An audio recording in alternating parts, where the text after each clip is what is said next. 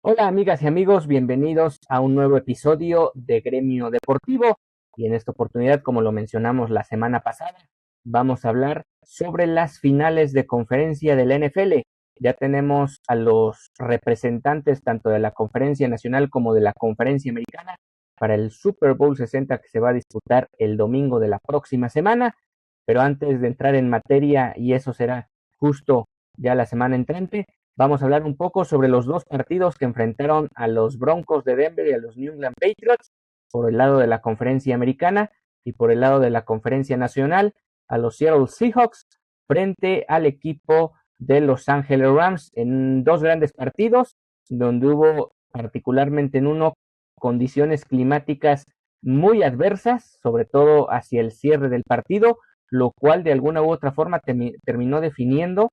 quién terminaba con la ventaja cuando ya las condiciones eran muy complicadas, quién tenía la ventaja y eventualmente iba a ser muy difícil perderla porque era ya muy complicado conseguir puntos dadas las circunstancias a las que se estaba enfrentando en este caso el equipo de Denver. Pero antes de entrar en materia de cada uno de los duelos, pues bueno, vamos a repasar en general cómo estuvo el tema en este domingo previo o el último domingo antes de que hubiera partidos de NFL, o más bien antes de que termine la temporada regular. Bueno, estamos ya en la penúltima semana de partidos de NFL y no habrá otra después del Super Bowl hasta el mes de septiembre. Así que vamos a comenzar hablando del partido de la conferencia americana, el que se jugó a las 2 de la tarde tiempo del centro de México, el que como podrán ver en imagen, así se disputó, así se inició el partido, con un campo verde, con las diagonales en naranja, con las letras de los Broncos en ambos lados. Y sí terminó el partido, como lo podrán observar, 3 horas después, completamente blanco. Obviamente, incluso hasta en las gradas se alcanza a ver manchas blancas de la cantidad de nieve que ya estaba cayendo ahí en Denver. Y por ende, un partido que se complicó en su desarrollo, sobre todo para el equipo que estuviera en desventaja, que fue en este caso el equipo de Denver, y que hizo válido los pronósticos que habíamos hecho a lo largo de la semana, que a pesar de que Denver tenía una gran defensiva, a pesar de que estábamos hablando de un equipo número uno de la conferencia americana, un equipo muy sólido, también con muy buenas armas a la ofensiva, la realidad es que por algo tienes un coreback titular y por algo tienes un coreback suplente. Por algo Stidham era el coreback suplente de los Broncos y por algo terminó pesando en el partido. Y bueno, vamos a empezar hablando, en general vamos a hacer un repaso de lo que fue el duelo como tal. Eh, Básicamente muchas veces se habla de este tipo de partidos donde siempre hay ciertos momentos o ciertas jugadas que terminan marcando la tendencia o el derrotero de los duelos. Y muchas veces se habla de que esas jugadas a la hora buena se ocurren, que es cierto, la mayoría de ellas ocurren en la segunda mitad y propiamente en el cuarto cuarto. Sin embargo, dadas las circunstancias, siempre debes tratar de aprovechar lo que tienes, lo que te da el rival y las oportunidades que se te presentan. Y ese fue el caso para el equipo de los Broncos. Los Broncos en el primer cuarto consiguieron en su segunda serie ofensiva en 5 jugadas, avanzaron 59 yardas en menos de 2 minutos, 1 minuto 41 segundos para ser exactos, y un pase de touchdown de Stidham, un pase corto a Cameron Sutton de 6 yardas, le dio la posibilidad al equipo de Denver de tomar la ventaja, misma que no volverían a tener en el resto del partido. Pero sí tuvieron la oportunidad y eso fue ya en el segundo cuarto, en una larga serie ofensiva donde Denver parecía que dominaba el duelo, se veía cómodo, se veía sólido. Una serie que arrancaron desde su yarda 43 con excelente posición de terreno, fueron avanzando durante 11 jugadas y llegaron hasta la yarda 19 de los Patriots, donde, bueno, prácticamente hasta la 23, ahí consiguieron un acarreo de 2 yardas, otro acarreo de 2 yardas, y finalmente otra carrera de 5 yardas para tener una cuarta y una. Era la oportunidad de que Denver tomara a lo mejor una ventaja de 10 puntos de diferencia, de que Denver pudiera alcanzar una cota alta de ventaja para la defensiva, para que lo pudieran ir manejando. Y Shane Payton, junto con su coordinador ofensivo, junto con Stidham, junto con el equipo ofensivo, decidieron jugarse esa 4ª y 1, no buscar el gol de campo, que hasta cierto punto no es una jugada, hay que decirlo también, el análisis debe ser un poco, eh, pues digamos, sólido, en donde hay que decir que no hay que hablar a toro pasado realmente y criticar la decisión de Shane Payton, ¿no? Sino pues hablar de cómo este equipo trató de encontrar las fórmulas para tratar de tomar una ventaja mucho más amplia, no de 10 puntos, sino de 14 puntos. Y realmente también este tipo de riesgos, igual y los terminas tomando justo en la primera mitad. Y nunca esperas que el partido se complique tantísimo, sobre todo por los factores climáticos o el factor climático preponderante en este duelo de la segunda mitad. Y dices, bueno, me la juego, si no se convierte, dejamos más o menos profundo en su territorio de los Patriots, das una, una versión de que puedes remontar la situación, más allá de seguir teniendo la ventaja, etcétera. O sea, la verdad es que no era una jugada donde dijeras que fue un error garrafal de Sean Payton, el haber tomado la decisión de que se jugara esta 4ª oportunidad. No terminan consiguiendo los puntos, pero de todas formas hay que decirlo, Denver estaba en completo control del partido. Viene una nueva serie ofensiva de los Patriots, ya habían tenido 3, las 3 habían tenido un despeje. Bueno, viene una 4ª serie ofensiva que termina con solo 6 jugadas, 24 yardas avanzadas, y vuelve a despejar el equipo de Vrabel. Se veía complicada la situación para New England. Sin embargo, viene la serie ofensiva clave y sobre todo la jugada clave, que es esa 3ª y 4 en la yarda 33 de Denver. Situación no obvia de pase, pero sí para tratar de mover las cadenas y mover esas 4 yardas. Stidham recibe la presión que se anticipaba podía venir del equipo de New England durante todo el partido o ciertos momentos del duelo. Este es un momento de ellos. Stidham no reconoce muy bien la carga, se echa demasiado para atrás, no tiene pues lo que al final de cuentas posees como titular, que es rodaje, experiencia, situaciones de juego, etcétera. No lee bien la jugada a Stidham, lo terminan capturando, pero no solo eso, le zafan el balón 19 yardas atrás de esa yarda 33 y es un balón suelto que termina recuperando el equipo de New England, incluso la terminan devolviendo a la zona de anotación. Sin embargo, no se contabiliza dicha anotación, pero sí recupera el balón el equipo de los Patriots, y 2 jugadas después, en una carrera de 6 yardas, Drake May acarrea el balón, anota el touchdown, empatan el partido, y ahí cambia, es el momento donde se da ese famoso derrotero y cambia la situación del duelo. Los Patriots empiezan a jugar mejor defensa, incluso empiezan a tener un poco de mayor confianza con el equipo, o sea, tener ciertas situaciones donde te puedas dar la posibilidad de conseguir puntos. Eh, los Broncos estuvieron muy cerca en un despeje infame del equipo de los Patriots después de 4 jugadas más adelante en ese segundo cuarto. Tuvieron la posibilidad los Broncos acercándose un poquito a la zona para intentar un gol de campo, fallaron un gol de campo. Después los Patriots también logran avanzar lo suficiente para ponerse en posición de gol de campo, tampoco lo consiguen, o sea, se fallan 2 goles de campo de manera consecutiva sobre el cierre de la primera mitad. Y viene el tercer cuarto, donde viene una serie que monta el equipo de New England muy fuerte. Aquí ya podemos hablar de Drake May, de lo que termina siendo Drake May como quarterback de este equipo, lo que le termina ofreciendo al equipo de New England y por qué fue seleccionado en una primera vuelta el año pasado. Eh, y monta esa serie ofensiva de 16 jugadas, y escuchen esto que es algo muy, muy representativo. Más de 9 minutos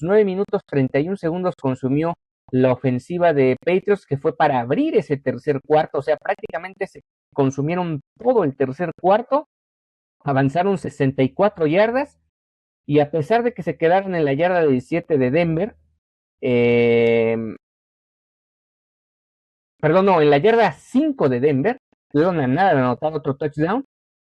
Borregales quedó con una situación prácticamente automática para conseguir 3 puntos. Ya la situación climática comenzaba a ser cada vez más adversa. Es más, conforme fue avanzando esa serie ofensiva, cada vez se veía más pintado de blanco el terreno de juego. Y al final de cuentas, Borregales consigue ese gol de campo, le da la ventaja a Patriots y la que sería ya la definitiva, porque después vino una serie de despejes, un gol de campo incluido que falló el equipo de Denver ya en una de las 4 series ofensivas que tuvieron en el último cuarto. La realidad es que hubo en total 8 series ofensivas, 4 y 4 de cada equipo en el último cuarto. Y esto se debió a que tanto Denver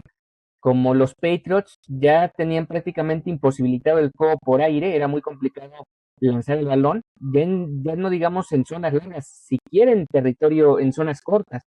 Y concretamente las dos defensivas estaban muy abocadas a que eran jugadas obvias de carrera, entonces era muy complicado conseguir sostenidamente primeros y dieces, independientemente de que los dos equipos lo intentaron. Y ya sobre el cierre del partido, la realidad es que Stidham pues, le estás pidiendo ya demasiado, más allá de lo que sus condiciones daban. Buscaste que tratara de ganarte el partido por aire y vino un pase flotadito, un bombón ya en la última serie ofensiva del duelo, que terminó en la intercepción, eh, donde Cristian González, el gran jugador de la secundaria de los Patriots, termina atrapando ese pase y finalmente ya acarreos demoledores del equipo de New England, más castigos, le dieron la victoria al equipo de los Patriots, que hay que decirlo, regresan al Super Bowl 3 años después, apenas de que Bill Belichick dejara a los New England Patriots en esa gran era que tuvo el equipo de New England, la mejor de la historia hasta el momento, ganando 6 campeonatos. Bueno, hace apenas 3 años, el virtual Hall of Famer Bill Belichick dejó al equipo y 3 años después, apenas 3 años después, New England no solo se ha convertido en un equipo competitivo, sino que regresa al juego grande, al Super Bowl 60, y lo hará de la mano del no novato, pero sí joven coreback, algo muy similar a la historia de Tom Brady, un joven coreback, Drake May, quien regresa y que de alguna u otra manera, más allá de que no tuvo a lo mejor el partido estadísticamente hablando sobresaliente, donde lanzas cualquier cantidad de yardas, pases de touchdown, etcétera, pues no deja de ser un partido donde manejó las emociones, donde supo llevarlo a buen puerto y donde escasamente, por ejemplo, tuvo 86 yardas por aire, solo completó 10 pases de 21 lanzados, un promedio de 4.1 yardas. Bueno, aquí hay que tomar en cuenta la situación del clima, o sea, el clima limitó mucho las ofensivas, sobre todo aéreas, y por lo tanto vimos otro partido donde el equipo de New England sacó adelante la situación más allá de las circunstancias. Ojo, algo que sí hay que notar es que 5 capturas a Drake May va a ser todo un tema que lo vamos a hablar la próxima semana ya en la previa del partido frente a Seattle, pero la realidad es que esta línea ofensiva en general de los Patriots ha propiciado que Drake May una y otra vez termine en el suelo, termine derribado por las defensivas rivales y puede ser el factor clave para que el equipo de Seattle termine por vencer a los Patriots la próxima semana, pero bueno, ya estaremos ahondando en el tema la próxima semana. Stidham, un pase de touchdown, una intercepción, lo capturaron 3 veces, una de ellas fue la jugada clave costosa que ya hablábamos. Fue un jugador que, ya lo decíamos en la previa, iba a ser complicado que pudiera mantener, pues digamos, la, la mesa puesta o la mesa servida para que pudiera marcar la diferencia. Lo que se le pedía es que fuera un controlador del juego. La realidad es que este tema de la nevada lo complicó muchísimo. Realmente no tuvo un mal índice de paseador. Bueno, un índice de paseador sí fue bajo, fue de 63 de rating, pero no tuvo un índice de pases de pases completos bajo, fueron 17 de 31, dadas las circunstancias fue buena, de hecho tuvo más yardas que Drake May, fueron en total 133, y pues básicamente, eso sí, el equipo de los Patriots, de alguna u otra forma, y dadas las circunstancias, fue la plantilla o fue la ofensiva que un poco más pudo establecer el juego por tierra. Y lo digo entre comillas, porque sí es cierto que Ramondre Stevenson termina con 71 yardas, pero promedió 2.8, o sea, ni 3 yardas pudo promediar por juego. Aquí la clave fue que Drake May pudo correr 65, pudo fugarse muchas veces de la presión de Denver y no solo lanzar el pase hacia afuera, sino pudo incluso ganar yardas positivas. En total tuvo 65, corrió para 6.5, aunque hay que decirlo, muchas veces en situaciones de emergencia, de urgencia, tratando de evitar la captura.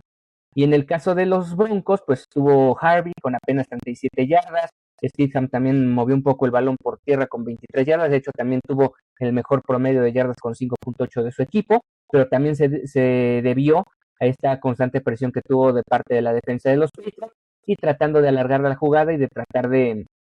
llevarse un poco más de pues no llevarse yardas negativas, por lo menos de cerrar el juego hacia adelante. Y pues bueno, ahí se define este duelo entre New England y Denver. El momento que cambió el partido pues fue ese que decíamos del fumble, que después consecuentemente New England lo convierte en touchdown. Y este dato estadístico que les voy a dar que se dio en el Mile High City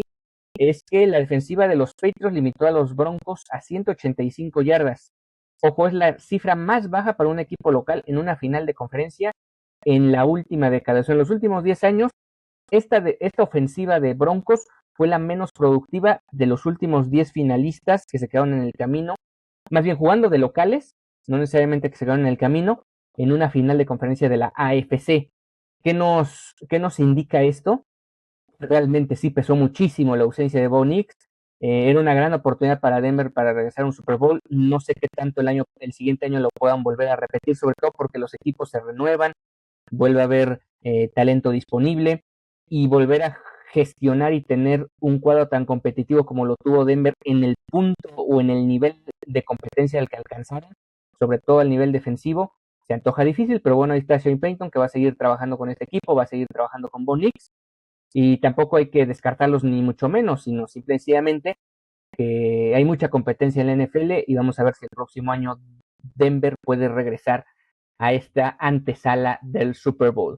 Y algo que también se convierte en un patrón y en una situación pues que deja mucho a la suspicacia y que le gusta luego a la gente escuchar ese tipo de historias, pues lo que ocurrió con Seattle, Sam Darnold y todo lo que está de alrededor de este coreback, que les voy a dar el dato de lo que han sido sus temporadas, pero bueno, lo vamos a hablar después de hacer un poco del resumen del duelo que disputaron frente a Los Ángeles Rams.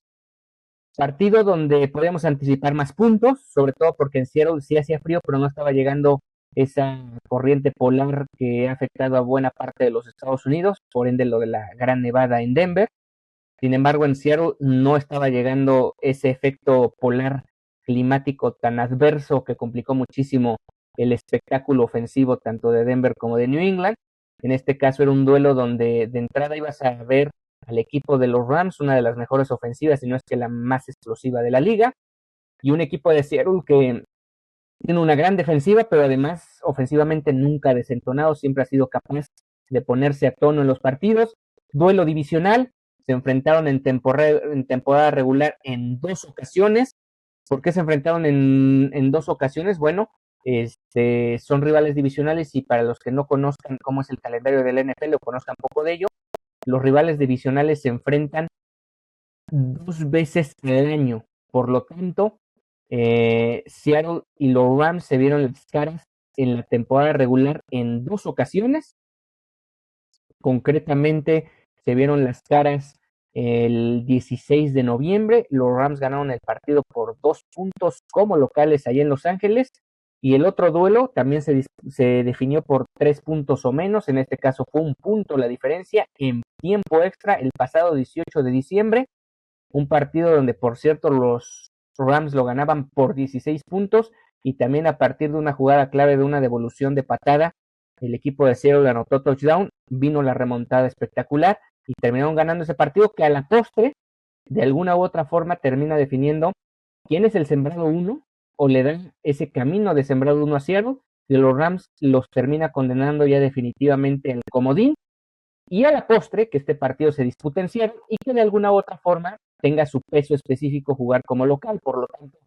ahí está lo que consiguió Seattle en ese partido, en ese segundo duelo, en esa gran remontada que tuvieron frente a los Rams, que al final de cuentas, un partido que termina ganando Seattle 31-27 el día de ayer, de local, a lo mejor jugando de visitante pudo haber sido otra historia, la realidad es que por eso cada partido de temporada regular cuenta y te cuenta no solo en ese momento, sino a futuro, y no solo para una clasificación, sino hasta en la posición y las circunstancias que vas a enfrentar posteriormente en unos eventuales playoffs. Partido donde realmente el equipo de Seattle nunca perdió la ventaja tempranera que consiguió con ese touchdown en 7 jugadas, avanzando 81 yardas en su primera serie ofensiva del partido.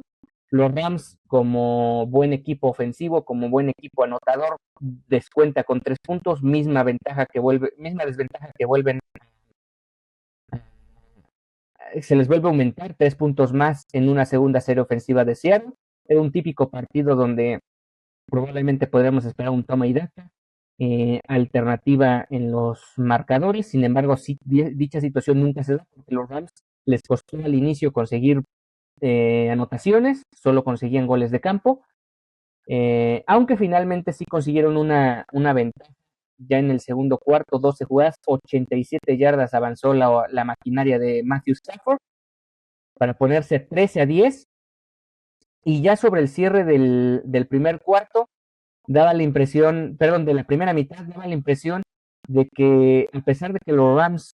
les anotan rápido en 34 segundos y les avanzan 74 yardas para retomar la ventaja a los Seahawks 17-13, daba la impresión que la tónica del duelo se iba a inclinar hacia quien tuviera una ofensiva más sostenida. Y en ese caso los Rams se veían como un equipo mucho más contundente y más sólido para conseguir puntos de manera más consistente y terminar llevándose eventualmente el partido. Sin embargo, en el tercer cuarto, pues vinieron varias anotaciones de manera consecutiva. Seattle tuvo la pelota al inicio del tercer cuarto y vino otra jugada de esas claves que te marcan la diferencia y que de alguna u otra manera, por la diferencia de puntos que se dio en ese instante, fue la que terminó nunca desperdiciando el equipo de Seattle y a la postre ganando el partido. Y es que vino la primera serie ofensiva de Seattle, 5 jugadas, 7 yardas, tuvieron que despejar después de no poder avanzar prácticamente nada. Viene el despeje y el jugador Dixon de los Seahawks hace el despeje. Smith, el jugador de los Rams, trata de atrapar la pelota. Hay que recordar cuando viene este intercambio o bueno, este despeje para dejarle la bola al adversario, tienes la potestad como equipo que recibe de atrapar la bola y de avanzar las yardas que quieras, o incluso para evitar un golpe fuerte y posiblemente perder el balón, puedes alzar la mano, pedir recepción libre y donde justo caches la pelota, ahí va a arrancar tu ofensiva. Bueno, Smith no pidió recepción libre y además de eso no calculó bien el viaje de la pelota, se resbaló, tocó la pelota y cuando un jugador que va a recibir la pelota, un jugador en este caso del equipo especial que recibe la pelota, toca la misma, la pelota queda libre y por lo tanto se convierte en balón suelto y lo termina recuperando Seron en la 17, en la yarda 17 de los Rams. Y a partir de ahí, digamos, cambia también la tónica. Parecía que los Rams podían estar en control de la situación que no se da. Seattle directamente con Sam Darnold lanza un pase de 17 yardas a la zona de anotación, consigue el touchdown, se ponen 11 puntos arriba de diferencia y a pesar de que los Rams consecutivamente consiguieron 2 anotaciones, también Seattle consiguió otra anotación más y así nos fuimos al cuarto, donde hubo un momento en que los Rams ya habían conseguido recuperar la pelota, estar moviendo 84 yardas el esférico para ponerla a punto para por lo menos conseguir 3 puntos o incluso anotar el touchdown de la nueva voltereta en el partido. Sin embargo, en una cuarta oportunidad se la juega el equipo de Sean McVay, 4ª y 4, ya en la yarda 6 de Seattle, tratan de anotar el touchdown y no lo consiguen, así que pierden por downs el esférico, intercambio de balón, lo vuelve a tener Seattle y Seattle se consume, bueno, en esa serie, por cierto, el equipo de los Rams se consumió 7 minutos 24 segundos, o sea, la mitad del cuarto, entonces ya quedaba muy poco margen para el equipo de los Rams, y la realidad es que Seattle fue capaz de mover el esférico 49 yardas durante 11 jugadas. Terminaron despejando, pero eso fue un tanto irrelevante porque solo quedaban 25 segundos en el partido y eso le dio la posibilidad al equipo de los Rams de conseguir pues muy poco espacio para siquiera intentar un Ave María a la zona de anotación, cosa que ya no se dio, y con esto terminó el partido por ahí del medio campo con una recepción completa de Pucanacua. Quería regresarme un poco al asunto de la jugada que también consideran fue polémica en el sentido de la decisión de Sean McVay de jugársela en esa cuarta oportunidad. Yo considero que tampoco fue un riesgo innecesario, creo que un riesgo total, perdías por 4 puntos y tú conseguías 3, la realidad es que ibas a seguir abajo por 1 punto, se le ibas a dar a una ofensiva que te había movido el balón a lo largo del partido y sobre todo una defensiva que no solo en este partido, sino a lo largo del año no te mostró una consistencia considerable como para pensar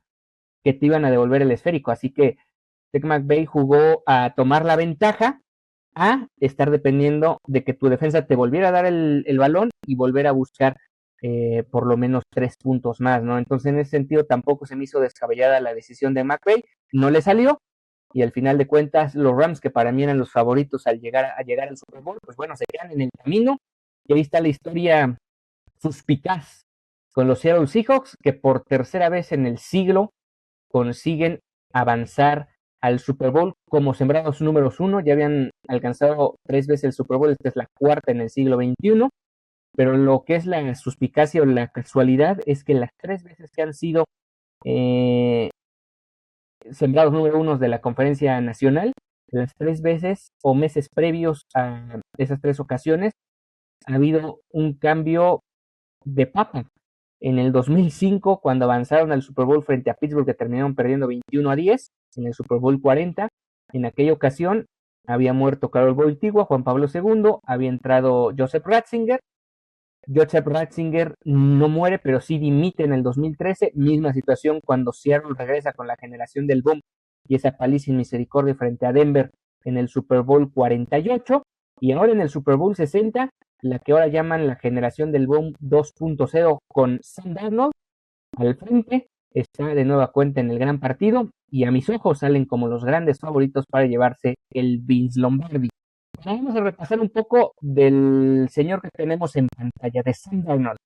Sam Darnold llegó a la NFL como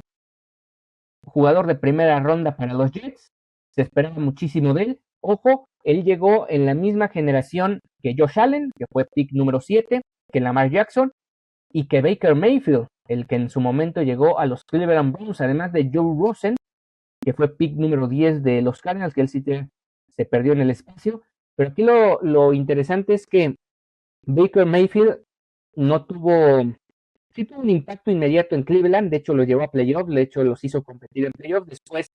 por diferentes razones sale de Cleveland y ha demostrado después en una segunda etapa con Tampa Bay que es un quarterback bastante competente y que en algún momento puede darle a Tampa Bay una gran alegría. Pero los otros dos son quarterbacks de los que se ha hablado muchísimo desde que llegaron a la NFL, tanto Josh Allen como Lamar Jackson. Josh Allen, ya sabemos la historia de la semana pasada, vuelve a caer de nueva cuenta en playoffs, son ya 8 años consecutivos que Josh Allen no puede llevar a los Bills al Super Bowl, también hay que decirlo, no es una absoluta responsabilidad de Josh Allen, pero es alguien del que se habla mucho, del que se hablan sus grandes cualidades, de que es un jugador MVP de la liga, por cierto, que ha logrado grandes cosas en el terreno individual, pero que no lo ha podido concretar llevando su equipo más allá en la postemporada. Y qué decir de Lamar Jackson, que incluso se ha perdido postemporadas como fue la de este año, ha estado lesionado, su estilo de juego de correr también mucho el balón, de no ser realmente o tener ciertas críticas como pasador, pues bueno, ahí está también otro quarterback que tampoco le ha dado a los Ravens esa posibilidad de regresar al gran juego. Y se hablaba mucho que alguno de los dos lo iba a lograr primero, o a lo mejor nunca lo iba a lograr tanto Sam Darnold como Baker Mayfield. Y la realidad es que hoy en día Sam Darnold es el que va a jugar el gran juego de esa generación del 2018 de quarterbacks. Y aquí están los números de Sam Darnold, que sin lugar a dudas ha tenido una progresión como quarterback. Fueron 3 años en los Jets. En los Jets consiguió 2.865 yardas, 3.024 yardas y 2.208 yardas.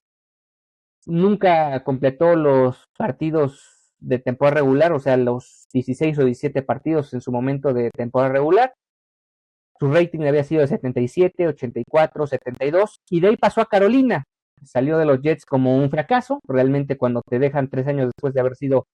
selección de primera ronda, significa que no estás dando el ancho, o siente la franquicia que no estás dando el ancho, y la realidad es que no lo estaba dando. Termina en Carolina, tampoco pasa mucho allá, apenas consigue 2.527 yardas en el 2021, en el 2022 incluso ya termina en la banca, tiene algunos partidos como titular, 1.143 yardas en total. Normalmente esto sí no ha cambiado, ha sido una tendencia completa en su carrera, son 15 intercepciones, 13 y 11 en los Jets, 13 más en Carolina, y en esa temporada 2022 solo le interceptan 3 veces, pero obviamente una menor cantidad de partidos, aunque ahí empieza a haber una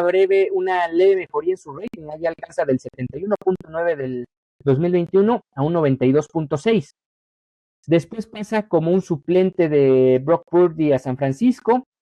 está ahí, juega algunas jugadas realmente, intentó 46 pases, completó 28, 297 yardas, por ahí tuvo incluso una intercepción.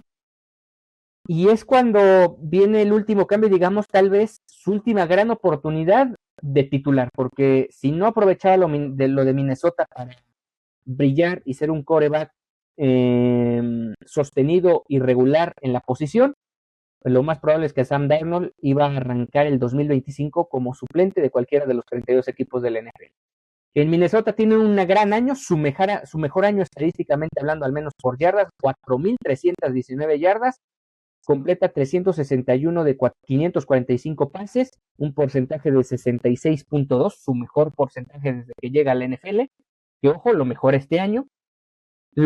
Logra 35 pases de touchdown por solo 12 intercepciones, o sea, sigue teniendo un número de doble dígito de intercepciones, pero ahora dobla la cantidad de pases de anotación, algo que no había logrado en ninguno de sus años, incluso combinando varios años en su paso por la NFL. Su mejor rating de 102. Y ahora vamos a lo que ha hecho este año con Seattle. Bueno, ahí con Minnesota en el draft hay que recordar que toman a J.J. McCarthy, que se lesiona, y por lo tanto Sam Darnold se termina convirtiendo en el titular. De hecho, podríamos decir que en Minnesota él iba como un suplente, o probablemente como un iniciador de transición para que J.J. McCarthy a lo largo de la temporada tomara la posición de titular. Situación que no ocurre, viene la lesión de J.J. McCarthy antes de iniciar la temporada, Sam Darnold toma la titularidad, mete a Minnesota Playoffs, se ve un equipo muy competitivo. Es cierto que Minnesota también con una gran defensiva y una ofensiva con control de Sam Darnold termina metiéndose a playoffs donde terminan eliminados. Y este año Minnesota no lo firma como agente libre, entonces lo traspasan a Seattle. En Seattle estaba Geno Smith ya había terminado su época con Seattle, y aquí con Seattle consigue 323 pases completos de 477 intentos para 4.048 yardas, o sea, por segundo año consecutivo en su carrera, Sam Darnold le rebasa las 4.000 yardas, lo cual es muy bueno. Consigue 25 pases de anotación, 14 intercepciones, disminuye la cantidad de touchdowns y sigue, insisto, con ese número alto de intercepciones, algo que siempre se le ha criticado a Sam Darnold, que a veces se arriesga además el balón. Consigue un rating de 99.1, muy, muy bueno. Y al final de cuentas, en postemporada ha sabido responder, no se ha visto endeble, no ha sido un punto donde digas que por Sam Darnold el equipo de Seattle estuvo a punto de perder, sino al contrario, Él ha sido factor para que el equipo del administrador de juegos sea lo suficientemente elocuente para meter este equipo de nueva cuenta a su cuarto Super Bowl en los últimos 20 años. Hay que decirlo tal cual, es una franquicia que esta es su tercera renovación. En 3 renovaciones, en cada una de ellas han logrado regresar al gran partido y como ya lo mencionaba, me parece que es el rival a vencer de cara al Super Bowl 60. Y bueno, ya rápido para terminar la emisión de hoy, pues vamos a hablar un poco de lo que se viene para la siguiente semana, para el gran domingo. Sunderland, bueno, hay que decirlo también un dato estadístico clave, se convierte en el primer quarterback en la historia de la franquicia de los Seattle Seahawks en lanzar 3 touchdowns o más de 3 touchdowns sin intercepción en un juego de campeonato de la NFC. Bueno, vamos a algunos puntos clave del Super Bowl 60. La cita es el 8 de febrero en el Levi Stadium de Santa Clara, California, la casa de los San Francisco 49ers, que por cierto también en algún momento compitieron por este primer lugar de la conferencia nacional, que perdieron 2 veces en 3 semanas frente a este equipo de Seattle. Y Seattle va a jugar en la casa de su acérrimo rival, el Super Bowl 60. Es la revancha del Super Bowl 49, recordarán ese Super Bowl para los que siguen de cerca la NFL, un Super Bowl que jugó el equipo de Tom Brady contra el equipo de Russell Wilson. Russell Wilson estaba en la yarda 1 con Marshawn Lynch como el gran corredor, la bestia. Era segunda oportunidad, 1 yarda por avanzar. Si Seattle convertía el touchdown prácticamente, porque quedaban escasos segundos, se iban a llevar el título de la NFL. Quiere sorprender Pete Carroll, el entonces general coach de los Seahawks. Quiere mandar un pase al flat. La pelota es disputada entre el defensivo y el ofensivo. Termina arrebatándosela el defensivo al receptor de Seattle. Y con ello Tom Brady conseguiría un anillo más de Super Bowl. Pues bueno, yo creo que Seattle, llegando ya a este partido, si le preguntas sobre todo a gente de la franquicia, quién preferían enfrentar, yo creo que era enfrentar a este equipo de New England para tratar de tomar esa revancha histórica del Super Bowl de hace 11 años, que va a ser un duelo de quarterbacks de contraste. Por un lado tenemos al seminovato Drake May y también, por otro lado, a un veterano, como ya decíamos, con su segundo aire como quarterback, Sam Darnold. Es un duelo donde no podemos hablar de un quarterback abullante frente al otro, no creo que haya grandes diferencias entre uno y el otro. Yo creo que los dos son administradores del juego y aquí ya lo hablaremos a detalle la próxima semana, pero me parece que la defensa que logre sostener, ser más aprensiva, más agresiva y logre dar esos giros o entregas de balón o giros sorpresivos del duelo, giros de 180 grados, pueden ser el derrotero que les dé al final de cuentas a su franquicia un título más. En el caso de Seattle sería el segundo en su historia y en el caso de los Patriots, nada más y nada menos los convertiría como la franquicia más ganadora en la historia de la NFL. También estaremos hablando la próxima semana del show de medio tiempo, con la gran expectativa que ha generado y la controversia hasta cierto punto que ha generado Bad Bunny como el artista principal. Y bueno, los Patriots regresan al Super Bowl, como ya decíamos, apenas 3 años después de que Bill Belichick terminara su era, la mejor era hasta ahora en la historia de la NFL, donde un solo coach llevó hasta 6 veces a un equipo a coronarse y a levantar el Vince Lombardi. Con esto estamos llegando al final de esta emisión de Gremio Deportivo. La siguiente semana más fútbol americano, aunque también haremos un breve toque sobre lo que habrá sido a lo mejor la final o las finales del Australian Open, hablar un poquito de ello, sino es que también lo retomamos con Juan Carlos en la emisión conjunta que tenemos con él, y aquí nos enfocamos 100% en el gran duelo del Super Bowl 60 entre Seattle y New England. Lo tendremos la previa la próxima semana.